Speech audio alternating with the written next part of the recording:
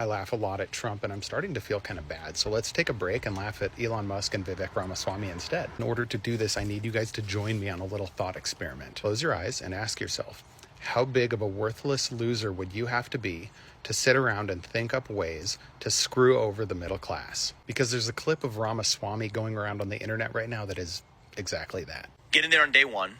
If your social security number ends in an odd number, you're out. If it ends in an even number, you're in. Of those who remain, if your social security number starts in an even number, you're in. And if it starts with an odd number, you're out. Boom. That's a 75% reduction. In this clip, he's sharing an idea on how you could fire 75% of federal employees without getting sued. These are regular Americans. These are people who are inspecting our food and our water. They're keeping our dams running and checking the power grid. They're running special ed programs in public schools, and they're making sure that planes don't crash into each other. But this is exactly what Trump wants him and Musk to do. He asked them to find ways to cut $2 trillion in federal spending, because this is what billionaires do.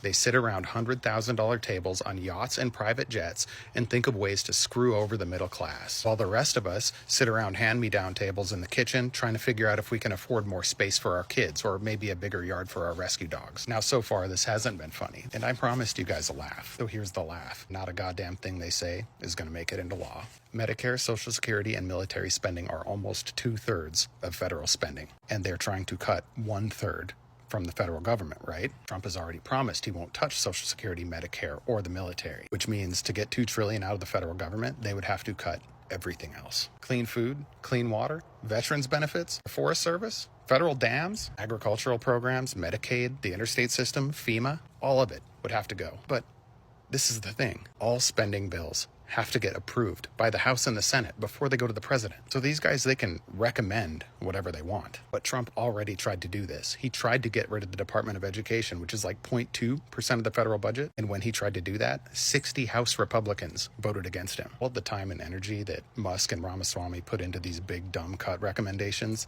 they might end up as a strongly written email that ends up in the spam folders of a couple of House members. All of that time and energy will end up being worthless, which actually works out because that's exactly how I value the time of Elon Musk and Vivek Ramaswamy.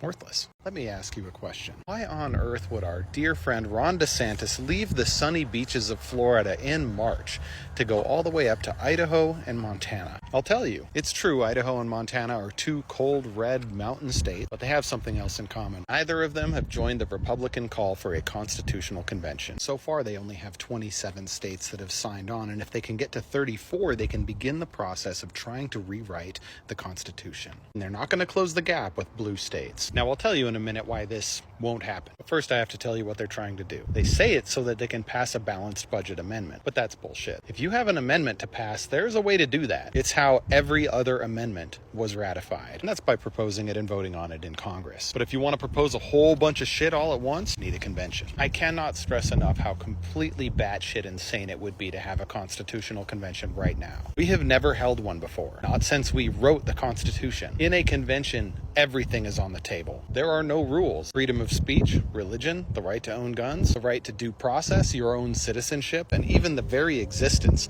of Congress and the Supreme Court. Everything is on the table, and it's MAGA zealots who would be holding the knife. I told you this won't happen, and it won't, because even if they successfully call a convention, they need 38 states to ratify any proposed amendment, which leaves Republicans about 10 states short, even if they get 100% compliance from their own Republican legislatures, which is far from guaranteed. But the simple fact that they're willing to go this far should be a terrifying reminder of exactly what they want to do.